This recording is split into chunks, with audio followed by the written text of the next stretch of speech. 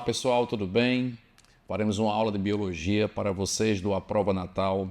Essa aula de biologia vai ser voltada para questões que envolvem citologia, que envolvem bioquímica e que envolvem também fisiologia humana, ok? Eu me chamo João Melo, sou professor de biologia em Natal e gostaria de convidar vocês para essa aula que vai ser fundamental na sua aprovação. Vamos lá? Bem pessoal, vamos lá, vamos começar. Essas questões que a gente vai ver agora, elas vão se relacionar diretamente com os assuntos de citologia que eu citei há pouco, bioquímica, fisiologia, no qual nós abordaremos temas que são voltados para a atualidade, coisas que são pertinentes em qualquer concurso que você venha fazer. Então, hoje, em especial, se você der uma observada já na primeira questão que a gente vai colocar agora, o que você vai perceber aí? Uma questão de bioquímica que se relaciona com a parte alimentar. Por que eu estou citando a parte alimentar? Porque aqui, dentro do conteúdo de biologia, nós temos a divisão de uma composição que envolve uma bioquímica de moléculas orgânicas e de moléculas inorgânicas, ok? E essas moléculas estão relacionadas com os seguintes componentes. Por exemplo, as moléculas inorgânicas, nós temos a água e os sais minerais. E as moléculas orgânicas, nós temos os carboidratos, nós temos os lipídios, nós temos as proteínas, nós temos os ácidos nucleicos e que nós temos também as vitaminas. Então, esse emaranhado de moléculas faz com que as nossas células funcionem adequadamente. E se as nossas células estão funcionando adequadamente, nossos tecidos e nossos órgãos, precisamente o nosso fisiológico, acaba sendo beneficiado. Portanto, tudo é um contexto no qual, se você oferta a alimentação adequada com os componentes químicos que você precisa, você vai conseguir ter uma noção de como o seu organismo vai trabalhar. É uma frase que a gente fala muito: me diga o que tu come que eu direi quem tu és. Porque isso vai demonstrar, por exemplo, as necessidades que você pode suprir ou não, dependendo da alimentação que você faça. Então, dá uma observada, por favor, nessa questão. Vamos lá para os slides agora. Se você der uma olhadinha nessa questão, você tem aí o valor calórico dos alimentos. Então é colocado uma tabela para você, e nessa tabela de alimentos nós temos um teor voltado quimicamente a um padrão de refeição. Então o que você tem nesse padrão de refeição? Você tem aí o salpicão de frango, você tem quibe assado, você tem feijoada, você tem estrogonofe de carne e tem pipoca. Só que ao lado perceba que nessa composição dessa refeição você vai encontrar proteína em grama, você vai encontrar carboidratos e você vai encontrar lipídios, ok? Observe o texto que diz assim: o valor calórico dos alimentos está intimamente ligado à presença e à quantidade de macronutrientes. Detalhe, macronutrientes, quando a gente se refere a macronutriente, a gente quer dizer que aquelas substâncias que seu organismo vai precisar um pouco mais. Exemplo como está aí no texto: os carboidratos, as proteínas e as gorduras. Por mais que gordura seja vista de maneira negativa por muitos, a gordura é uma peça-chave no nosso fisiológico. A gente precisa de gordura. Agora, podemos ter o lado negativo da gordura. Isso com certeza pode existir. Agora, temos também o lado negativo dos carboidratos, das proteínas. Então, tudo é em equilíbrio. Então, se você desequilibra para uma constante negativa, aí doenças podem aparecer, como é o caso da aterosclerose e outras que estão vinculadas a uma alimentação inadequada. Perceba que aí nós colocamos macronutrientes como carboidratos, proteínas e gorduras. Aí se fala que esses nutrientes são responsáveis por fornecer, é muito importante isso, energia para o organismo, cada um desempenhando papéis e contribuindo de maneira específica, né? Por que específica? Porque, por exemplo, os carboidratos, apesar de terem uma concentração energética menor do que as gorduras, são mais fáceis de serem utilizados. Então, é comum que o nosso organismo trabalhe mais com carboidratos. João, e a gordura? Bem, a gordura ela pode ser estocada para diversos fins, mas pode ser utilizada como fonte energética.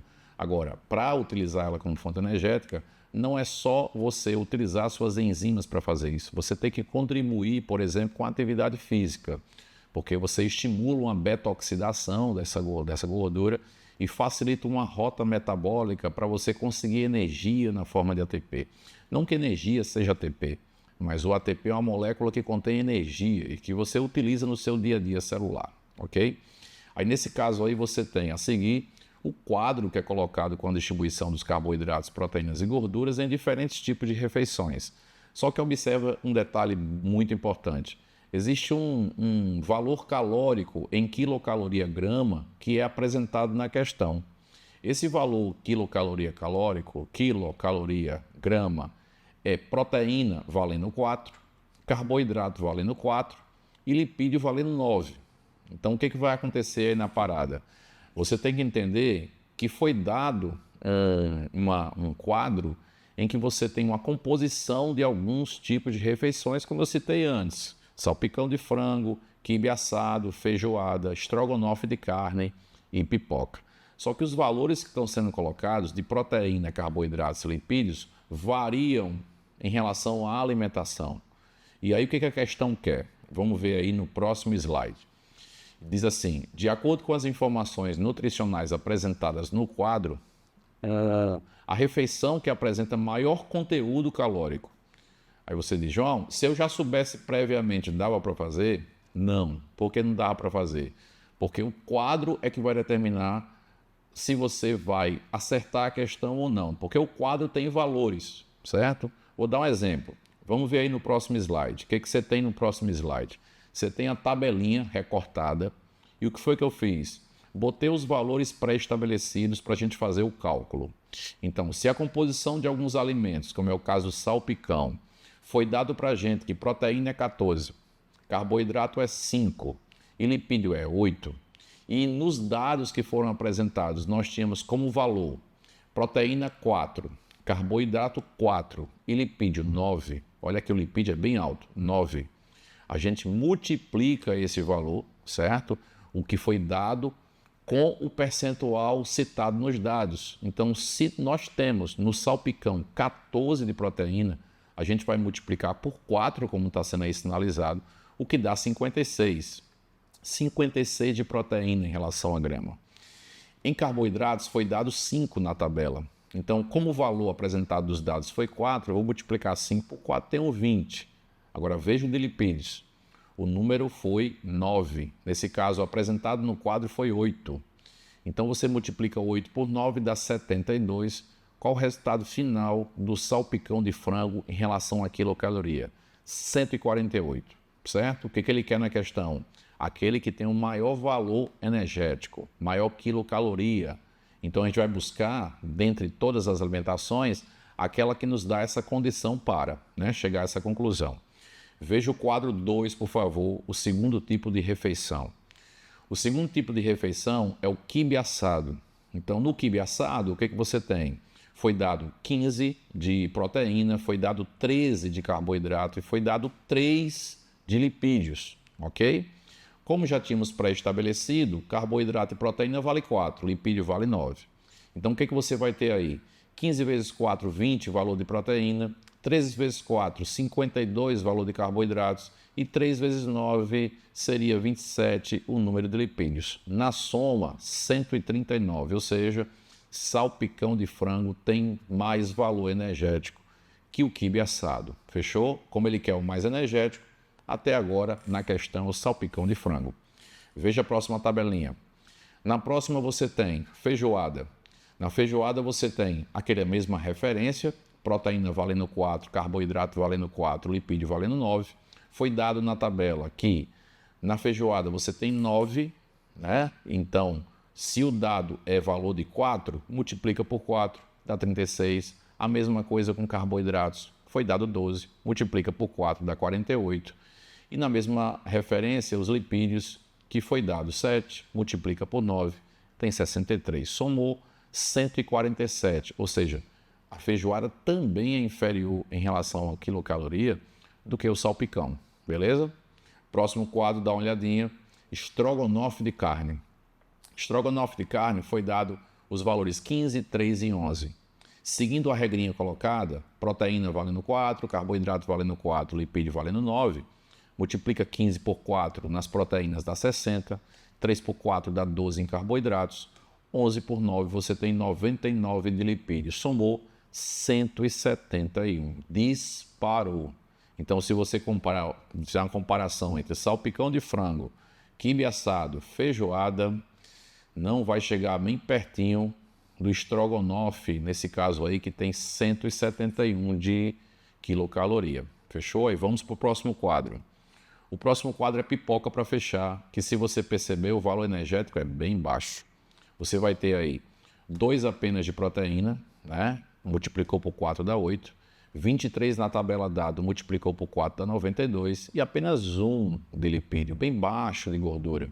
Então você multiplica aí dá o quê? Dá 9. Somatório total é o menos quilocalórico.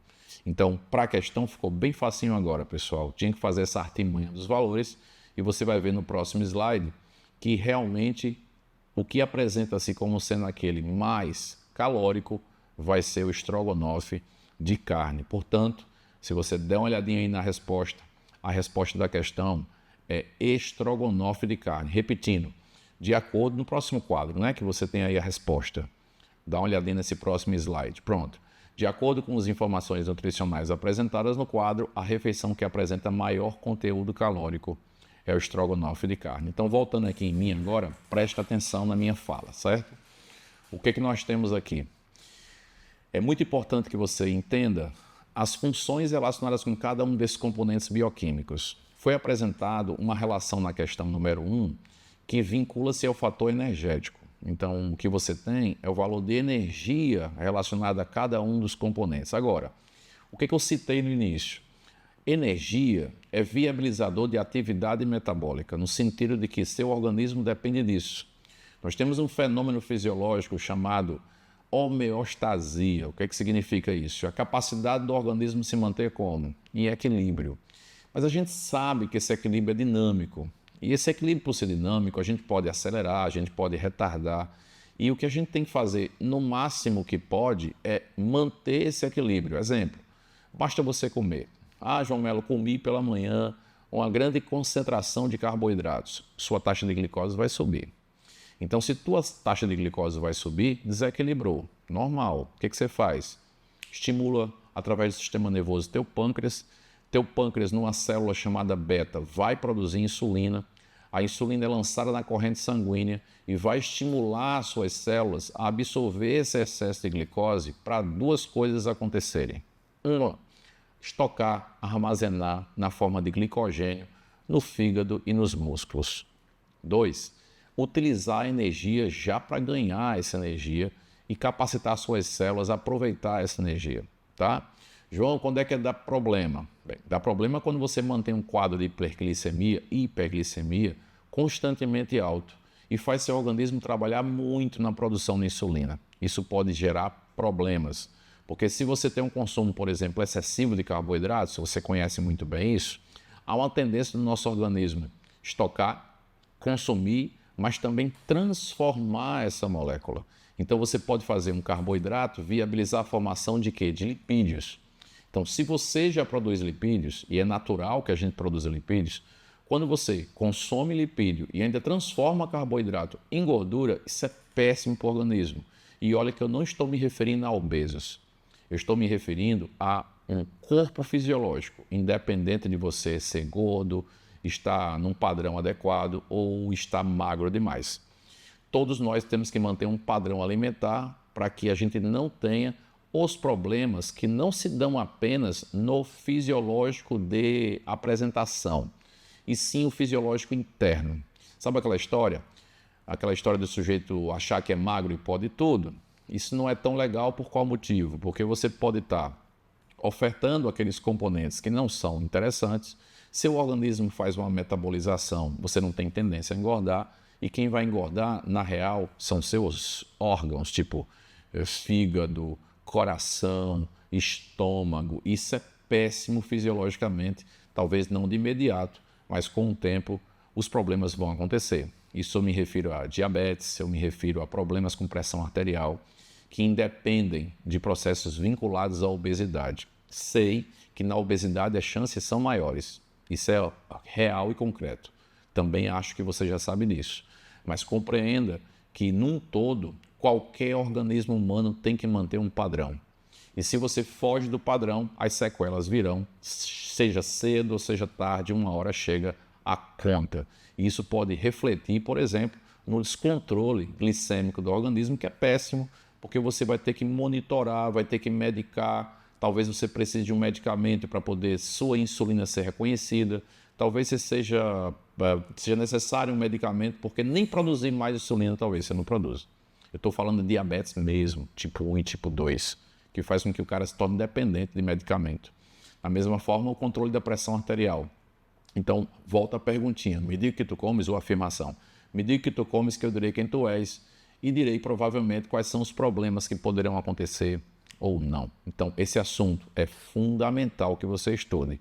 Lembrando, né, que não foi falado só apenas carboidratos, não foi falado apenas lipídios, foi falado também proteína. E quando a gente fala em proteína, muito cuidado, porque as proteínas estão vinculadas a um tipo como anticorpos, que está relacionado com o sistema imunológico, que são proteínas para quem não conhece. Nós temos alguns outros tipos de proteína, a albumina, nós temos, por exemplo, a actina, miosina, todas elas com papel ou poderio enorme funcional dentro da gente, que nos torna dependente de uma presença de proteína constante. A proteína não está vinculada apenas a reforço muscular para que você ganhe massa muscular. A proteína tem diversas funções, por exemplo, enzimáticas. A maioria das proteínas, as enzimas no caso, são de natureza proteica. Os nossos hormônios, muitos deles são de natureza proteica.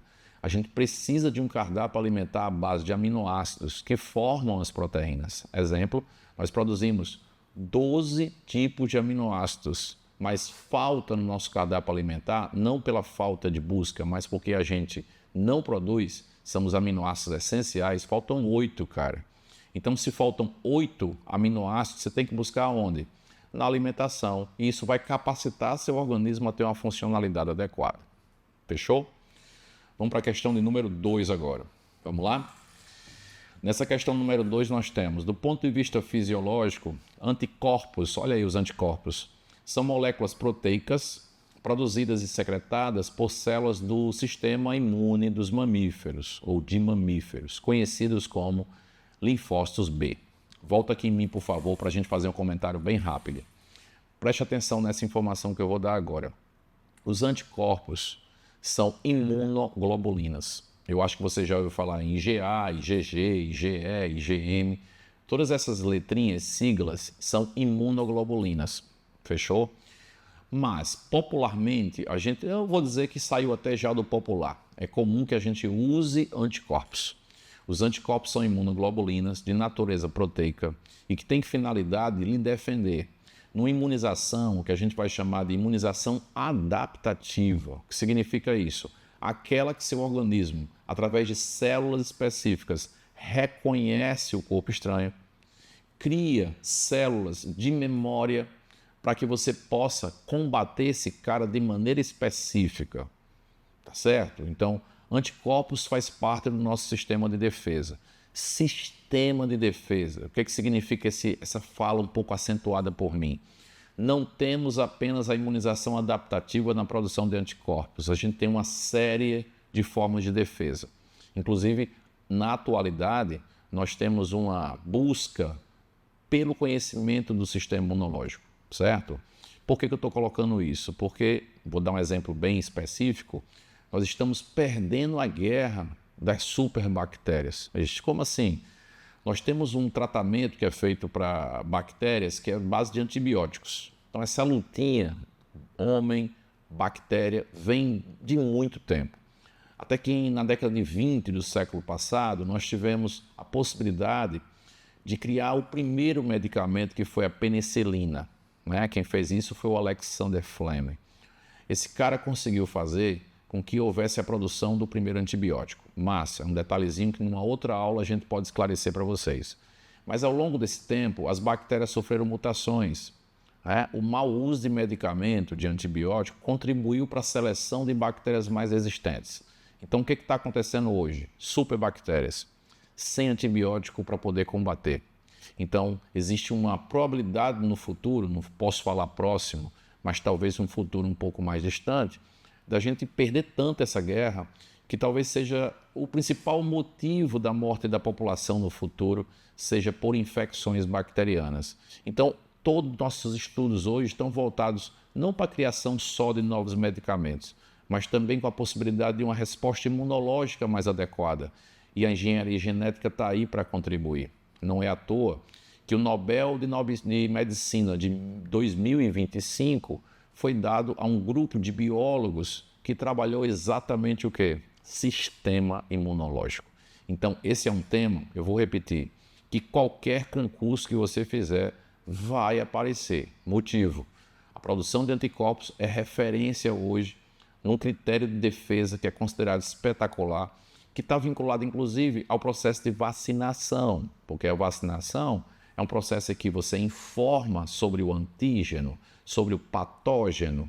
Isso faz com que o seu organismo, sem ficar doente, vamos dizer assim, antes da doença se estabelecer, você reconheça esse cara estranho e consiga criar uma linha de memória para no dia que esse cara entrar em você, você combater ele.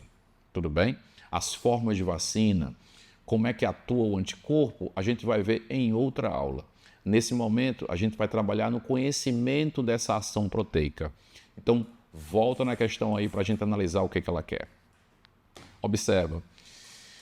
O local que acontece a produção desses anticorpos foi estabelecido aí na questão que é o que são os linfócitos B de bola. Esses linfócitos fazem parte do nosso sistema de defesa e eles estão, vamos dizer assim, capacitados a produzir anticorpos, amadurecer em plasmócitos e viabilizar a secreção de anticorpos quando você precisa. Eles reconhecem e atacam alvos moleculares específicos, chamados de antígenos, presentes em agentes invasores, tipo, exemplo, vírus, bactéria, fungos e até células tumorais. Atualmente, algumas empresas brasileiras de biotecnologia vêm desenvolvendo anticorpos em laboratório.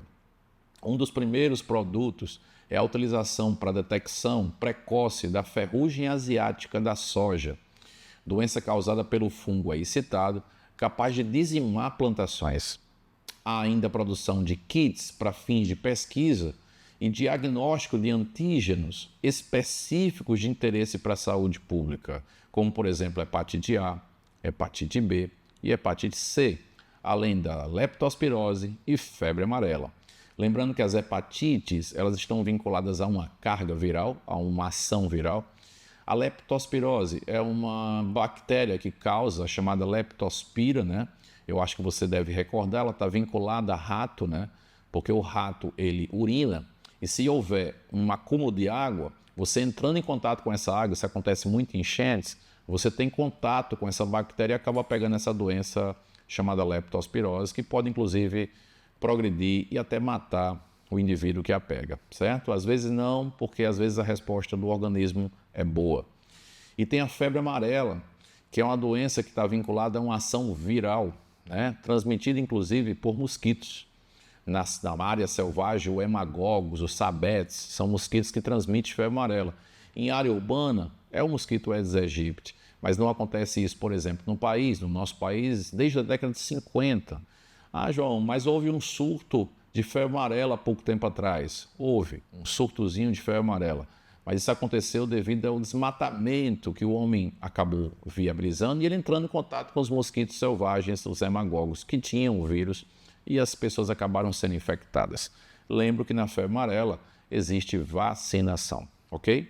Vamos lá. Passando um pouco esse slide, o que você vai perceber aí? O que se quer?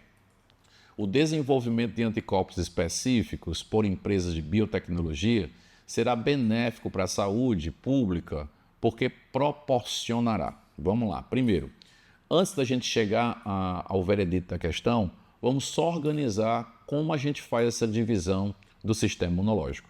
Primeiro, passando esse slide aí agora, dá uma olhadinha. O que você tem nesse slide que estou demonstrando para vocês? Os tipos de imunoglobulinas. Eu falei para vocês que os anticorpos são imunoglobulinas. Aí nós temos IgG, IgE, IgD, IgM, IgA. João, se o médico tiver de porte dessas informações, quando se faz um exame específico, bem, a presença de anticorpos específicos dá um caminho que o médico pode viabilizar uma resposta ao que está acontecendo, sem necessariamente encontrar o bichinho que está lá atacando. Exemplo, se você tiver uma variação de IgE em um certo padrão que fugiu do que é considerado normal, o médico já pode despertar para uma protozoose, por exemplo. Ele descartar uma virose e já começar a pensar numa protozoose. Para quem não lembra, protozooses são as doenças causadas por protozoários, ok? Então, esses protozoários, quando atacam o nosso organismo, seja o protozoário da leishmaniose, seja o protozoário da doença de Chagas, seja o da malária, certo? Seja lá o protozoário da toxoplasmose, tem uma série de doenças causadas por protozoário, tipo giardíase, tricomoníase, então uma leva. O médico pode ter uma sinalização, um play de quem é que está ali através dos exames com a oscilação de IgE, ou seja, o IgE está sendo produzido porque já houve um reconhecimento do antígeno, já houve reconhecimento do patógeno e existe uma série de defesa que você começa a realizar. João, eu tenho que saber cada uma das imunoglobulinas? Agora não. Você vai ter uma aula só de sistema imunológico para ver. O máximo que eu posso demonstrar é a imunização adaptativa, porque existem duas imunizações. Quais são elas? Imunização inata, que seu organismo vai defender você contra quem quer que seja, e tem a imunização adaptativa, que é essa que a gente dá, que a gente está nesse momento. Por exemplo, olha essa tabelinha que eu vou colocar agora para vocês. Veja aí, por favor. O que você está vendo aí? Uma resposta imunológica adaptativa. O que é uma resposta imunológica adaptativa? É aquela que seu organismo ele vai responder para, viabilizar uma imunidade humoral. O que você está vendo nessa imunidade humoral? É aquela que o seu organismo é estimulado a produzir anticorpos. Perceba que no centro da figura existe uma célula chamada macrófaga e essa célula fagocita a substância, fagocita o antígeno, fagocita o patógeno e ela mata esse patógeno. Então, se ela tiver sucesso, aí você pode dizer, João, massa, matou, não precisa mais dela. Olha só que sensacional, pessoal.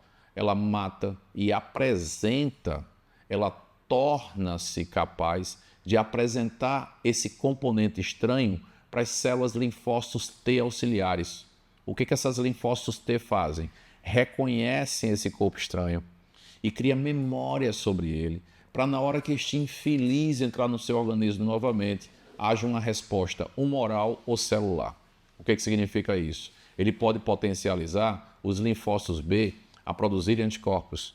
Ele pode potencializar os linfócitos T citotóxicos a atacar células que estão infectadas e capacitar seu corpo a ter uma resposta imunológica específica. João, é interessante saber dessas respostas humoral e celular? Sim, é obrigatório saber, porque isso aí é cobrado sempre, pessoal. Então tem que saber o nome da imunidade que está relacionada com a produção de anticorpos. Nome dela, imunidade adaptativa humoral, beleza? E temos também a imunidade celular, adaptativa celular, que está vinculada a essas células T, que podem ser, por exemplo, os NTs, que a gente chama de Natural Killer, ou seja, células assassinas naturais, que vão dar uma resposta aí no seu organismo para proteger você contra substâncias estranhas, ok? Dada as circunstâncias, volta para a questão agora. Aliás, pode passar aí o slide, por favor, tem um gráficozinho. O que você tem nesse gráfico? Você tem a resposta imunológica. João, começa a resposta. Dá uma sacada. Quando você entra pela primeira vez em contato com o antígeno, o seu organismo leva um tempo para reconhecê-lo. Pode ser que dure dias para você reconhecer. Então, quando você reconhece, caso dê certo o reconhecimento, que às vezes não dá, né? Reconheceu. No início, primeiro contato, você produz poucos anticorpos. Agora, meu irmão, no segundo contato, você já conhece o cara. Quando o cara vem me atacar, por você já ter memória celular desse cara, vai disparar a produção das células que estão vinculadas ao ataque a esse cara e você vai ter a resposta imunológica. Se vai ser humoral ou não, dependerá de quem é esse cara. Mas de uma coisa fique certo. Esse gráfico está mostrando que no primeiro contato que a gente tem com o antígeno, a gente leva um tempinho e produz poucos anticorpos. Mas quando a gente entra em contato pela segunda vez, dispara. João, Como é que funciona ficar doente e tomar vacina? Ficar doente, você tem um vírus lhe atacando agora. A sua resposta vai demorar um pouquinho, vamos dizer que seja 7 dias. Por isso que você pode passar, quando fica doente, uma gripe, por exemplo, em média 5 a 7 dias doentes. Por que você fica 5 a 7 dias doentes? Porque no primeiro contato que você está tendo com esse vírus, você vai demorar um pouquinho a ter a resposta, como está mostrando o gráfico. Você vai produzir menos anticorpos, aí você fica doente em mais tempo. Tudo bem? Agora, se você for vacinado, você apresenta este infeliz para o seu organismo. Seu organismo leva um tempinho para produzir, mas você não está doente, está sentindo nada. Você foi vacinado, seu organismo está lá estabelecendo o tempo para poder conhecer e um dia responder. Cara, quando você entra em contato novamente com esse vírus, pós-vacinação, tu já tem células dizendo quem é ele. O vírus entrou em você, a resposta vai ser muito mais rápida. Perceba que a produção de anticorpos vai ser o quê? Bem maior. Por isso que é fundamental a população mundial se vacinar. Porque a vacinação é uma informação de uma doença para que você não tenha. Tudo bem? Inclusive, eu fiz aí uma organização, veja no slide, nós temos um nomezinho imunidade. E se você passar aí novamente, você vai perceber que nós temos a primeira imunização. Passando o slide, dá uma olhadinha aí, imunização ativa. E passando de novo o slide, você vai perceber que nós temos a outra forma de imunização, que é a passiva. João, o que é imunidade ativa? É aquela que você estimula seu organismo a produzir anticorpos. O que é a imunidade passiva? É aquela que você já recebe o anticorpo. Tudo bem? Por exemplo, a imunização ativa, você não ficando doente, natural, você recebendo vacina artificial. O que você preferiria? Ficar doente ou tomar a vacina para poder não ficar doente? Eu acho que o ideal seria a vacina. João, se eu for vacinado, eu não vou sentir nada? Vai, amigo. Muitas das vacinas podem fazer você ter algum tipo de sintoma. Afinal, você está colocando um corpo estranho em você. Você vai ter resposta. Vou dar um exemplo. Mulher grávida pode passar mal quando começa a gestação dela? Se ela está passando mal, sabe o que está acontecendo? O organismo dela está procurando aquele corpo estranho. A criança vai ser um corpo estranho. Mas a mulher, obviamente, espetacularmente, estoca essa criança no seu útero, na camada mais interna chamada endométrio, e normalmente o sistema imunológico não tem sucesso. Mas ela pode sentir mal-estar, vomitar. Por que acontece isso? Resposta imunológica. Tudo bem? Então, se você é vacinado, você vai preparar seu organismo para se defender contra aquele determinado antígeno.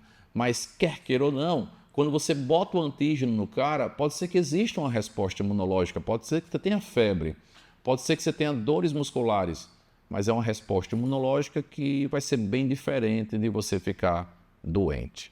Tá claro isso? Perceba a imunização passiva, que é aquela que você já recebe anticorpos. Bem diferente. Na ativa, você estimula o organismo a produzir anticorpos. Na passiva, você recebe anticorpos prontos. É o que acontece quando a mãe fornece leite materno para o filho, tudo bem? E é o que acontece quando você tem aquele soro, um exemplo, soro antiofídico, que é um soro que uma pessoa recebe quando ela foi picada por uma cobra e essa cobra depositou um veneno. João, por que não vacinar? Meu irmão, se você levou uma picada de cobra, recebeu recebeu o veneno. Daqui que você faça com a vacina o cara produzir anticorpos, ele morre, dependendo do veneno. Então o ideal é já ter os anticorpos prontos para, numa emergência, já acionar a defesa contra ele previamente produzida. Beleza? Volta para a questão agora. Aqui, passando o slide, você tem. Não, pode ser para frente mesmo. Aí. O desenvolvimento de anticorpos específicos por empresas, desenvolvimento de anticorpos específicos por empresas de biotecnologia será benéfico para a saúde pública, porque proporcionará, cara, se eu estou como empresa produzindo um anticorpo, eu quero botar o anticorpo no paciente para resolver algum problema. Concorda comigo? Não tem nada a ver com vacinação. Você aprendeu agora que imunização ativa é aquela que você estimula seu organismo a produzir anticorpos. O que a empresa está fazendo? Produzindo anticorpo. A empresa quer usar o anticorpo para tratar a população. Então, a questão pergunta sobre isso. O desenvolvimento de anticorpos específicos por empresas de biotecnologia será benéfico para a saúde pública porque proporcionará vacinação? Não, não é vacinar. Vacinar é estimular a produzir anticorpos. E aí a empresa está produzindo um anticorpo para colocar na população. B de bola. A cura de doenças por meio de terapia gênica. Pessoal, terapia gênica é você mexer nos genes para algum tipo de finalidade biológica, certo? Não mexemos em genes. Em nenhum momento aqui do texto a gente falou em genes serem manipulados. Letra C. Fabricação de um medicamento que seja mutagênico para o vírus. Tipo assim, um medicamento que faça uma mutação no material genético do vírus. Em nenhum momento a gente falou sobre isso. Agora, o tratamento de doenças em estágios iniciais, colocando anticorpos, aí, amigo, se você perceber aí na respostinha, passando o slide, você vai ter a resposta letra D, o tratamento de doenças nos estágios iniciais do seu desenvolvimento. João, por quê? Porque eu estou colocando anticorpo, cara. Se eu estou colocando anticorpo, eu estou querendo o quê? Eu estou querendo tratar, certo? A doença que já existe. Se eu quiser evitar que o cara fique doente, aí eu vou usar a vacina. Fechou? Usou vacina, você quer informar o organismo, aquele cara, aquele agente etiológico, aquele cara que vai causar problema, para você, reconhecendo ele, no dia que esse cara chegar, você já conhece e se defende. A letra E diz desenvolvimento de um único fármaco que combata diversos parasitas. Não é bem assim, o trabalho de anticorpos é um trabalho muito específico, então se é muito específico não tem como encaixar nessa letra E de jeito nenhum. Então, confirmado, uma boa questão, essa questão é sobre sistema imunológico, beleza? Mas na levada assim das proteínas que a gente caminhou nela, tudo bem? Vamos para a próxima? A próxima questão é muito importante, é bem atual. É uma questão que trata do Ozempic, que trata do Mounjaro. Eu não sei se vocês estão a par, né, do que se fala muito desses medicamentos. Esses medicamentos são medicamentos que são utilizados para tratamento de diabéticos, mas que também se resultou em perda de peso por parte de uma leva de pessoas, o que praticamente mudou o rumo dessas substâncias que acabaram tendo um caminho para perda de peso, ou seja, é um medicamento que ele não faz você queimar gordura. É um medicamento, seja ele o Ozempic ou seja ele o Mounjaro, que faz com que você perca o apetite. Você bloqueia a chance de ficar com fome. E aí você tem um processo em que um mínimo de alimentação já lhe dá saciedade. Agora vamos entender todo o mecanismo que está envolvendo isso. Óbvio, de uma maneira mais sucinta, para que a gente não entre também no campo do complexo, porque isso é bem complexo e os estudos estão bem variáveis. Temos muitos estudos relacionados, porque existe uma preocupação da comunidade científica de que haja efeitos colaterais muito ruins para alguns, medianos para outros e pouco para outros. Cada organismo está respondendo de maneira variável. Por isso, João, eu estou pensando em fazer um tratamento com Ozempic. Cara, só faça com acompanhamento médico, porque com acompanhamento médico você consegue estabelecer, de acordo com sua idade, seu peso, seus objetivos, um tratamento mais adequado em relação a como vai ser o consumo desse medicamento. Tem gente que está fazendo na doida, está indo comprar essa substância, está conseguindo comprar essa substância e está utilizando para isso um YouTube, um TikTok e não se trata, certo? De uma maneira generalizada. Entenda, não é o que acontece com o outro que a sua resposta vai ser a mesma. Você pode ter idade diferente dessa pessoa, você pode ter um metabolismo diferente dessa pessoa. Cada um é cada um fisiologicamente. As respostas são diferentes. Então você tem que saber qual é a sua resposta, né, do organismo antes de fazer qualquer tratamento aleatoriamente e sozinho. Beleza? Vamos lá então para a questão. Observe aí. O medicamento Ozempic, contendo o princípio ativo semaglutida, acho pertinente que você saiba duas coisas. O nome do medicamento, Ozempic, e o nome do princípio ativo, semaglutida. João Melo, eu preciso saber disso? Vamos dar um exemplo? Você conhece Novalgina? Beleza, sabe o que é Novalgina? É o nome do medicamento. Sabe qual é o princípio? Dipirona. Por isso que às vezes eu não entendo. Eu prefiro Novalgina, eu prefiro Anador, eu prefiro... Pessoal, todos eles dipirona. Dá uma olhadinha lá. Só depois, cheque quando você for na farmácia. Dorflex, Novalgina, que mais que eu falei aqui para vocês? Dorflex, Novalgina, Anador, todas essas substâncias são o quê? Dipirona. O que muda? Quem produz? O nome do produto. Porque a composição é a mesma. Tá claro? Aí você, eu me dou melhor com a Novalgina. Eu me dou melhor com a... Psicológico. Porque a composição é o quê, pessoal? A mesma. Tá claro? Então isso foi imposto pela indústria farmacêutica para essa variação acontecer e de repente você achar que é coisa diferente. Então o que é Ozempic? Que fique bem claro. O que é Mounjaro? Ozempic e Mounjaro é o nome dado ao remédio. Beleza? Agora, qual é a composição, por exemplo, do Ozempic que está sendo sinalizado aí para você? Semaglutida. Beleza? Aí a questão diz, o medicamento Ozempic, contendo o princípio ativo semaglutida, tem sido destacado por seu papel tanto no tratamento de diabetes tipo 2, quanto na gestão da obesidade. Ela atua mimetizando o GLP-1. João, traduza mimetizando, imitando, certo? Então quer dizer que o Ozempic, ele é uma semaglutida que atua igual ao hormônio que eu produzo. Sim, esse hormônio é produzido em você no intestino, chamado GLP-1. Esse hormônio, ele tem uma influência muito importante na sensação de saciedade. Então, continuando aí, o hormônio GLP-1, um regulador-chave do metabolismo energético que influencia diversos processos fisiológicos. Entre suas ações, o GLP-1 que você produz interage com o sistema endócrino, sistema nervoso, desempenhando um papel importante olha o que eu já tinha falado para vocês, homeostase de glicose, capacidade de equilíbrio da glicose, e na regulação de fome e saciedade.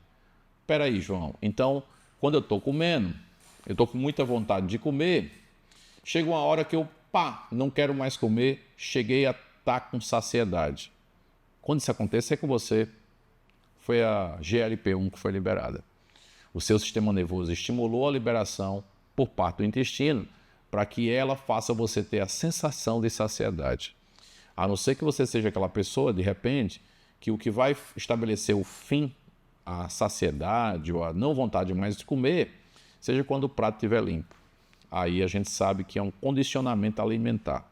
Eu estou me referindo para aquela pessoa que, quando chega um determinado momento da alimentação, ela começa a não querer comer, se sentindo saciada. Eu não estou falando que você tem que estourar seu estômago de alimento para se sentir saciado. Eu estou dizendo que, quimicamente, quando seu organismo está saciado, libera-se uma substância, ela vai fazer com que o seu organismo fique não mais com vontade de comer, certo? O GLP-1 faz isso.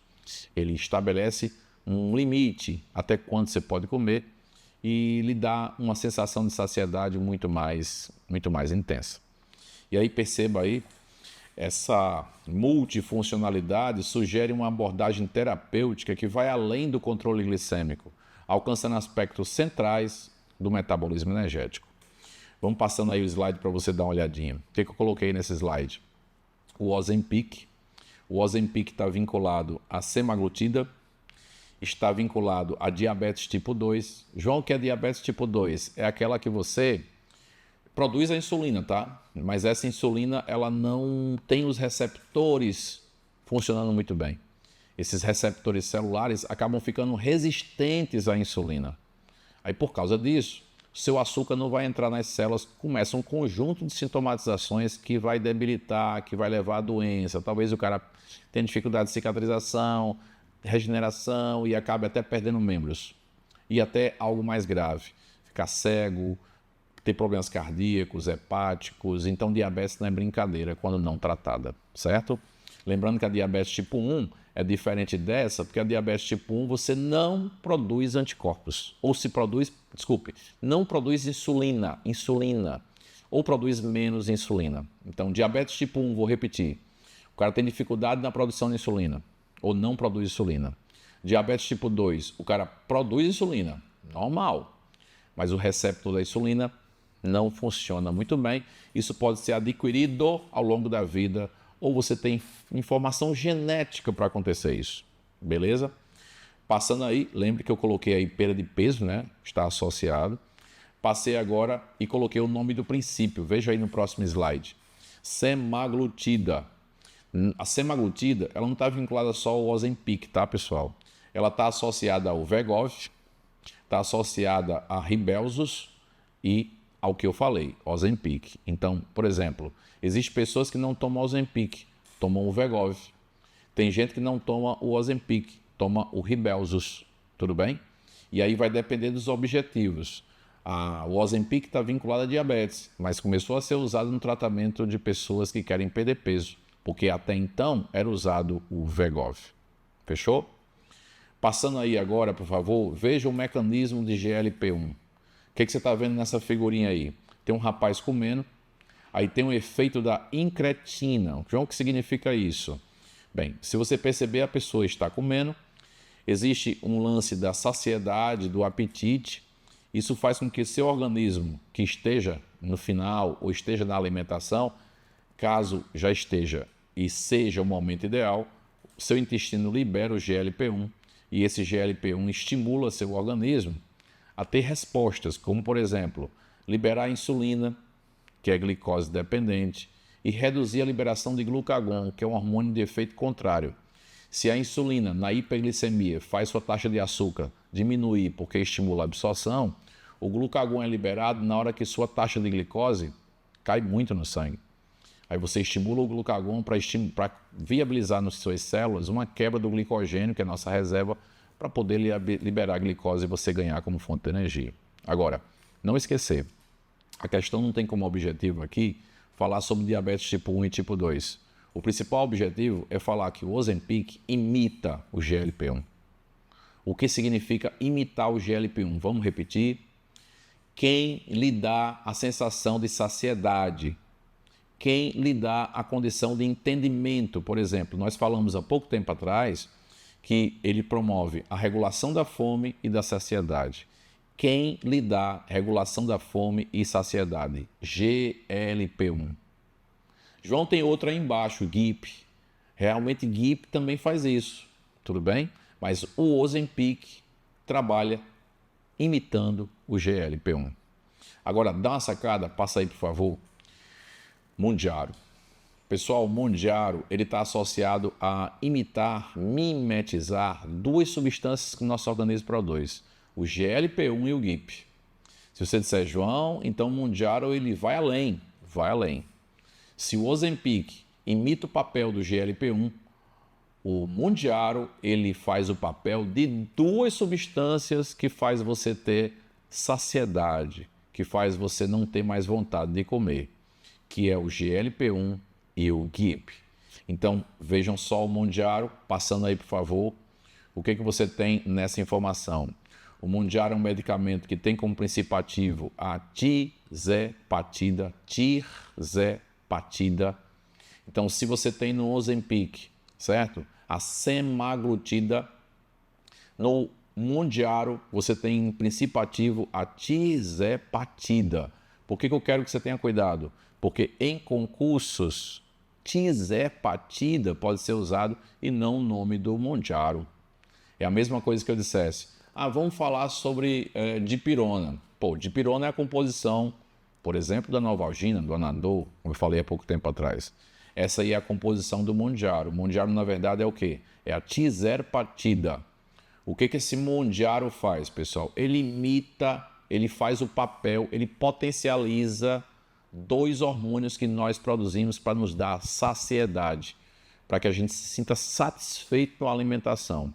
Quais são essas duas substâncias? GIP e GLP-1. Tá? Então, vamos lá. Eu vou comer, eu comi, chega um momento que eu libero esses dois hormônios, GLP-1 e GIP, e minha sensação de vontade de comer vai caindo, não quero mais comer. Beleza? O que ele faz? Potencializa isso. Ele imita esses dois, ele aumenta, é como se ele estivesse aumentando o GLP-1, aumentando o GIP. Aí você tem muito mais, vamos dizer assim, ou para ser mais, ter uma concordância adequada, você vai ter menos vontade de comer, cada vez mais. Tudo bem? Ah, vai zerar, não vou comer nada? Vai, mas o que você come, come pouco. Porque ele vai dar uma sensação. Vem na cabeça a vontade de comer, quando você começa a comer, passa. Porque o GLP-1 e GIP serão liberados. Nesse caso aí, serão potencializados. Passando o slide, o que você vai ver aí agora, pessoal? Passando o slide, você vai ver que agora essa figurinha está mostrando que Mounjaro, diferentemente do Ozempic, trabalha na imitação dessas duas substâncias, GLP-1 e GIP. Fechou? Vamos lá então. Outra informaçãozinha do Mounjaro no slide seguinte, veja aí. Por se tratar de 2 polipeptídeos, os estudos mostraram uma maior probabilidade de saciedade e emagrecimento do Mounjaro. João, você preferia qual? Nenhum dos dois, certo? Eu prefiro fazer um trabalho sem medicamento. Aí é uma coisa individual. Mas se você quiser fazer, respeito, cada um faz o que acha que é devido. Esse aí seria um potencial melhor do que o Ozempic, o Mounjaro. Inclusive ele é um pouquinho mais caro, mas é porque ele tem realmente uma composição que é um pouco mais forte em relação à semaglutida, que é o Ozempic, beleza? Não esquecer que o princípio ativo qual é do Mounjaro? Tirzepatida, né? Que pode estar aí na tua prova. Passando o slide um pouquinho agora, voltamos para a questão. O que a questão diz? Com base no mecanismo de ação da semaglutida, qual das seguintes afirmativas melhor explica o seu efeito no controle da obesidade? Bem, é o que a gente trabalhou o tempo todo. O que ele faz? O que ele faz? O que ele faz? Vou dar uma repetida para você entrar na questão. O que ele faz? O Ozempic, a semaglutida, elas vão fazer o quê, pessoal? Elas vão fazer você ter maior sensação de saciedade. Elas não vão deixar você comer demais. Comer um pouquinho já dá vontade de parar de comer. Na letra A está dizendo que a semaglutida aumenta a oxidação de ácido graxo. Em nenhum momento aqui da aula você me viu dizer que a semaglutida vai trabalhar na oxidação de ácido graxo. Ácido graxo é um componente químico dos lipídios. Podemos ter ácido graxo saturado, ácido graxo insaturado. Esse ácido graxo ele não tem relação com o que falamos em relação à semaglutida, nem muito menos tirzepatida, que é o Mounjaro. Tudo bem? Na letra B diz, a semaglutida modifica a microbiota intestinal. Outra coisa que eu não me referi aqui na aula de hoje. Eu não falei em microbiota intestinal, porque ele não interfere. Letra C, a semaglutida eleva a pressão de hormônios tireoidianos.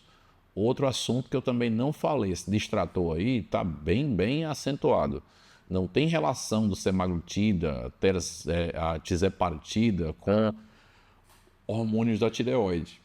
Os hormônios da tireoide são T3 e T4, tipo triiodotironina e tetraiodotironina, além da calcitonina. Nada a ver com o que a gente falou aqui, beleza? A letra D, a semaglutida, aí ficou legal, ó. Potencializa a sensação de saciedade e modula a ingestão alimentar através da interação com receptores específicos do sistema nervoso central, ou seja, ele trabalha na saciedade, ele trabalha em você não querer mais se alimentar. João, isso é bom? Bem, isso pode ser ruim, porque se você bloqueia a saciedade, você vai comer mais ou vai comer menos? Menos. E se você vai comer menos e não come adequadamente o que o seu organismo precisa, não pode ser que não seja legal. Outra coisa, se você não fizer um acompanhamento nutricional e nem muito menos uma atividade física, a chance de você fazer o Mounjaro gerar um problema na sua vida é muito grande, porque você pode perder a curto prazo o pesão lá que você está doido para perder. Mas a longo prazo, meu irmão, a chance de voltar tudo é grande se você não mudar suas atitudes. Em relação a quê? A alimentação e a atividade física. Então é uma coisa opcional. Agora, tem que ter um acompanhamento médico, porque no acompanhamento médico, o médico vai dizer até onde você vai tomar.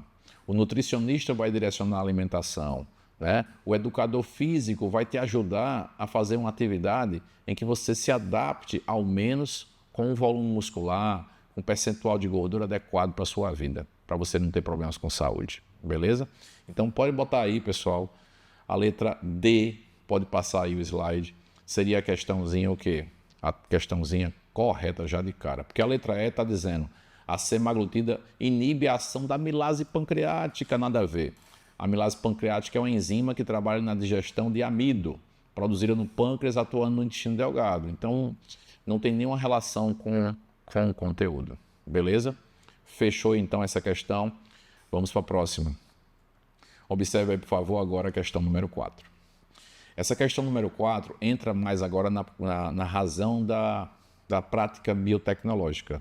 Por isso que ela começa falando da utilização de técnicas de biologia molecular, certo? Volta aqui em mim bem rapidinho agora para a gente bater o papo bem rápido. Meus amigos, em biologia molecular, você tem que ter cuidado com o assunto de ácidos nucleicos. Ácidos nucleicos é a parte que você estuda DNA, você estuda RNA, certo? Naturalmente, o nosso organismo faz 3 fenômenos, muito importantes. Replicação do DNA. Exemplo, nossas células estão em constante multiplicação. Se nossas células estão em constante multiplicação, a gente precisa multiplicar o DNA, então a gente replica DNA. Outra coisa que a gente faz é produzir proteína através de 2 eventos chamados de transcrição e tradução. Transcrição é quando o nosso DNA faz uma cópia na forma de RNA, beleza? Cria um código de informações que a gente chama de códons, e numa organela chamada ribossomo, nos eucariontes, no citoplasma, haverá uma decodificação desse código, né? Decodificar é traduzir o código. Então, repetindo, o DNA faz uma fita de RNA com códigos que informam como vai ser o aminoácido que vai ser usado, certo? Por exemplo, se tiver lá, você já viu isso, AUG, é uma trinca de nucleotídeo, que é um códon que diz, olha, esse código aqui representa que você vai ter ribossomo, que usar aqui a metionina, que é o aminoácido. Então, repetindo, o DNA faz uma cópia na forma de RNA mensageiro, fenômeno chamado transcrição, que nos eucariotos acontece no núcleo. Esse código aqui tem códons, esses códons representam qual aminoácido que vai ser utilizado, e aí nós temos a decodificação, que é a tradução desses códigos no ribossomo, no citoplasma, para a gente produzir proteína. Então são eventos assim cruciais para a nossa célula. Só que nessa questão, a gente está tratando de biologia molecular. Vejam aí, por favor, agora. A utilização de técnicas de biologia molecular, principalmente a técnica de reação em cadeia da polimerase, que seria PCR, é eficiente na identificação de organismos, diagnóstico de doenças e em pesquisa científica. Inclusive, quando a gente faz teste de paternidade, uma das coisas que se faz logo de cara quando coleta o DNA de uma pessoa é jogar dentro de uma máquina chamada termocicladora e a gente conseguir, com a adição de nucleotídeos, com a adição de primers, com a adição, por exemplo, de taquipolimerase, que é uma enzima, né? Você conseguirá fazer duplicação desse DNA em máquina, no termociclador. Olha que extraordinário, né? Isso já vem há um tempo já, desde a década de 80 do século passado. Então, a gente já sabe como fazer a multiplicação do DNA. Então, se eu coletar o DNA de alguém, né, eu posso empurrar aí nessa máquina e fazer quantos DNAs extras eu precisar, sem precisar ficar coletando o cara de novo. Né? Então é massa, diagnóstico de doença, teste de paternidade, isso aí tudo pode ser identificado através dessa técnica que eu acho que você já escutou, principalmente na época do Covid, que estaria vinculado a exames específicos, tá? Bem, nessa técnica é necessário utilizar iniciadores. Tudo tem que ter um iniciador, certo? Esse iniciador é aquele cara que dá o play, tipo, ó, enzima, vem cá, começa a botar nucleotídeo aqui para replicar. Esse iniciador é um primer, certo? Primer é o nome desse iniciador. Ele pode ser um primer de uma fita de DNA ou pode ser um RNA, o primer, né? Então ele está falando que nessa técnica é necessário utilizar iniciadores conhecidos como primers, que são produzidos a partir da região ou de uma região do genoma que é conservada entre os organismos de interesse. Então, vamos lá. Passando o slide um pouquinho, está aí a técnica, dá uma olhadinha. Ali está a máquina que eu falei para vocês, chamada termocicladora. O que essa máquina faz, meus amigos? Ela recebe o DNA, aquela enzima taquipolimerase que eu falei, ela também recebe nucleotídeos, os primers, para poder pegar um DNA e duplicar esse DNA. Se você perceber embaixo de vermelho, tem um monte de fiozinhos vermelhos. Aí tem 4 cópias, 8 cópias, 16 cópias, 32 cópias, porque eu estou duplicando, 2, 4, 6, 8, 16, 32, vários DNAs quantos eu quiser. Mas para isso eu preciso passar por 3 fases na máquina: desnaturação, anelamento e extensão. Eu vou pegar o DNA, vou jogar a temperatura lá para cima, acima de 90 graus Celsius. Esse DNA vai desnaturar, vai abrir. Aí quando ele abre, eu baixo a temperatura para 70 e poucos graus Celsius. Quando eu baixar essa temperatura, pode ser menos, 50, 48, como está aí na figura. Baixei essa temperatura, porque na verdade é de 48 e 72, ok? Aí você baixou a temperatura, já que estava a 98 graus Celsius. Essa enzima aqui vai se encaixar, que é um componente, não enzima, mas um componente chamado primer, se encaixa no chamado anelamento nas 2 fitas e orienta a inclusão da polimerase na adição de nucleotídeos. Resumindo, pessoal, eu tenho um DNA aqui, abri o DNA e faço 2 novas fitas dentro, em 3 etapas: desnaturação, anelamento e extensão. Oscilando as temperaturas, a gente consegue fazer isso. O que a questão quer? Vejo aí na página seguinte. Eu até coloquei uma figurinha, mas essa figurinha a gente fala depois. Nós temos aí os iniciadores. Os iniciadores funcionam a partir de quê? Iniciadores funcionam a partir de proteínas sintéticas que reconhecem e amplificam a região de interesse do DNA. Pessoal, dá uma passadinha bem rápida no slide. Olha a sequência que eu falei para vocês aí, dá uma olhadinha. Os primers, eles querem iniciadores. Eu já antecipei para você que iniciador é primer, né?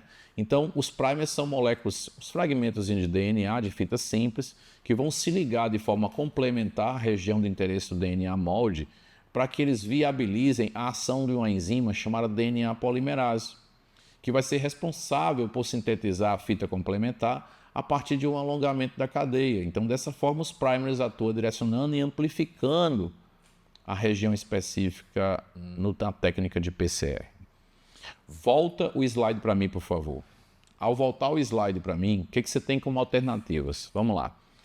Proteínas sintéticas. Bem, os iniciadores não são proteínas. Pelo que você leu agora, os iniciadores são de DNA ou RNA. Letra B. Fragmentos usados como primers geram moléculas de RNA mensageiro. Pessoal, eu falei há pouco tempo atrás que quem gera RNA mensageiro é o DNA e não o RNA, certo? Não é primer que faz isso, tá? Letra C. Primers. Boa, pode ser que seja essa a resposta. Primers que indicam o processo de replicação do DNA e são capazes de sintetizar a fita complementar. Primer não sintetiza fita complementar. Quem sintetiza é a DNA polimerase e não primer. João, então a letra D está certa. Primers, que são pequenos fragmentos de DNA que se ligam de maneira complementar à região de interesse, e fazendo isso ele atrai a polimerase para que ela trabalhe no lugar certo. É como se eu chegasse e dissesse, fosse numa escola, e eu não conhecesse essa escola, e eu perguntasse: ó, pessoal, me diga aí onde é que fica a turma do 3º ano. Aí alguém que está na porta diga assim: ó, é aqui. Ele é um orientador. Então a pessoa que me orientou para me entrar na sala seria um primer. Entende o que eu estou dizendo? Então, o que é um primer? É uma molécula de DNA que tem como finalidade fazer o quê, pessoal? Orientar. Então, passando aí o slide, veja aí, por favor, passa aí e vá lá para a resposta. Vá para a próxima agora. Isso. O que você vai ter aí, ó? Os primers são pequenos fragmentos de DNA que se ligam de maneira complementar à região de quê, pessoal? De interesse. É isso. Primer realiza tal fato. Porque na letra E está dizendo: iniciadores que extraem uma sequência nucleotídica alvo de uma molécula de DNA para posterior amplificação. Não faz isso. Beleza? Vamos para a quinta. Quinta questãozinha agora, pessoal. Atente às seguintes afirmações a respeito da estrutura e da função das organelas celulares. Pode esperar. Organela, amigo, é assunto certo em concursos. Então, olha o que vai rolar. Organelas. Ah, João, não estou lembrando das organelas. Complexo de Golgi, ribossomo, retículo endoplasmático rugoso, retículo liso. Vamos analisando cada uma delas. Nessa figura que está sendo colocada agora para você, nós temos a membrana plasmática. E aí, como é uma questão que dá o item 1, 2, 3, 4. E você vai ter que saber se esse item está certo ou não. Vamos analisar cada estrutura que vai aparecer aqui e você vai me dizer se a questão está certa ou está errada. Vejam aí. A membrana plasmática é representada por um modelo chamado mosaico fluido, proposto por Singer e Nicholson na década de 70 do século passado, por ser constituída de diversos elementos químicos, exemplo, fosfolipídio, proteína, dentre outros, e fluido, pois seus componentes são capazes de movimentar-se pela estrutura. Pessoal, essa figura ela está estática, ela está parada.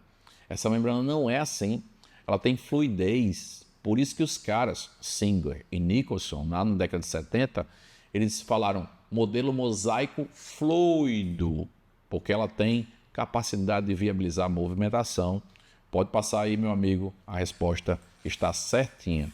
O número 1 é um item correto. Veja o próximo agora, por favor, vá anotando. 1 está certo. Próximo item. O retículo endoplasmático granuloso, também chamado de rugoso, apresenta ribossomos aderidos. Eu acho que você está vendo uma imagem mais clarinha do retículo e uma imagem mais escurinha do retículo. Essa imagem mais clarinha é o retículo endoplasmático liso. Tem a legenda que bota o nome dele aí para você. E o outro é o retículo endoplasmático rugoso. Por que ele é chamado liso? Não tem ribossomo. Por que ele é chamado rugoso? Porque tem ribossomo. E eu acabei de falar que ribossomo está associado à produção de proteína. Tudo bem? Aí ele fala do granuloso. Ele apresenta ribossomo aderido, ok, a superfície de suas membranas, e participa da síntese de proteínas, enquanto o retículo endoplasmático não granuloso participa da síntese de lipídios. Exatamente. Então, passando aí, dá uma passadinha. Perceba que a questão está certa. Essa questão está dizendo, pode passar um pouquinho. Isso, está certinho agora a questão. Tudo isso está certo, porque você precisava, para fazer essa questão, só saber as funções de retículo rugoso, retículo liso. O rugoso associado à produção de proteínas que podem ser exportadas, podem ser usadas pela membrana, e o liso está associado, por exemplo, ao que foi citado, síntese de lipídios, mas eu vou acrescentar. Ele também tem ação detox, elimina a substância tóxica no fígado, e ele tem a capacidade nos músculos de armazenar cálcio. E uma dica importante aí para você. Retículo endoplasmático liso, armazenando cálcio nos músculos, a gente chama de retículo sarcoplasmático. Beleza? É nome demais, né? Vamos lá. Item número 3. Se você perceber aí a próxima, tem um complexo golgiense, que já foi chamado complexo de Golgi. Ele modifica as proteínas sintetizadas pelo retículo granuloso, ok, preparando o material em vesículas que podem ficar no próprio citoplasma ou serem secretadas pela célula. Esse é o papel do Golgi. O Golgi recebe e secreta, certíssimo, e ele recebe proteína que vem do retículo rugoso para ser exportada ou, de repente, para que essas vesículas utilizem essas proteínas na própria célula. Pode perceber aí, passando o slide, que está certinha a questão. Observe. Vamos para a próxima agora. A próxima, ou próximo item, é lisossomo. Então, vamos lá. Você já percebeu que os 3 primeiros itens estavam certos. 1, 2 e 3. Vamos para o 4. Lisossomos são organelas que eu vou antecipar. São produzidas no Golgi. Contém enzimas digestivas e faz digestão intracelular. Esse é o papel do lisossomo. São organelas ricas em enzimas capazes de realizar digestão intracelular, ok. Essas enzimas são produzidas no complexo golgiense? Não. Quem vai produzir essas enzimas, que são de natureza proteica, é o retículo rugoso, no ribossomo. Começou errado aí. O empacotamento dessas enzimas e a formação dos lisossomos ocorre no retículo granuloso. Pessoal, essa formação dos lisossomos não acontece no rugoso, acontece no Golgi. Por isso que essa questão, pode passar aí, meu amigo, está errada. Botei até um itemzinho. A formação dos lisossomos, organelas com enzimas para realizar a digestão, acontece no complexo de Golgi. Inclusive, em relação aos lisossomos, tenha cuidado, porque o lisossomo ele tem uma membrana que pode ser rompida, um fenômeno chamado de autólise, que pode fazer com que as enzimas derramadas façam digestão das nossas células. E isso, inclusive, está associado a algumas doenças, como doença de Ruller, Gaucher, doença da vaca louca, não sei se já ouviram falar. São doenças que estão vinculadas a esse fenômeno de autólise. Agora, também tem um lado positivo à autólise. Às vezes, as nossas células precisam se suicidar para que não corrobore com o fenômeno de formação de um tumor maligno. A gente reconhece que deu algum tipo de erro e pode estimular um fenômeno chamado apoptose. E tem até uma outra coisa importante, essa organela também está associada à alimentação, a um fenômeno que a gente chama de autofagia, que alguns anos atrás, inclusive, foi Nobel de Medicina, o conhecimento sobre autofagia. Essa autofagia se dá principalmente quando não tem recursos alimentares, tipo assim, está faltando alimento, o que seu organismo faz? Digere a si próprio. Isso não é legal, é negativo. Próximo item, vamos lá.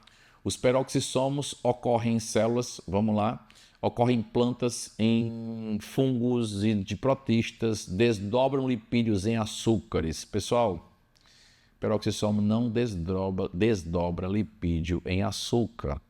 O peroxissomo pode fazer a conversão do peróxido de hidrogênio, certo? Que é tóxico, produzido pelo nosso organismo, em substâncias aproveitáveis.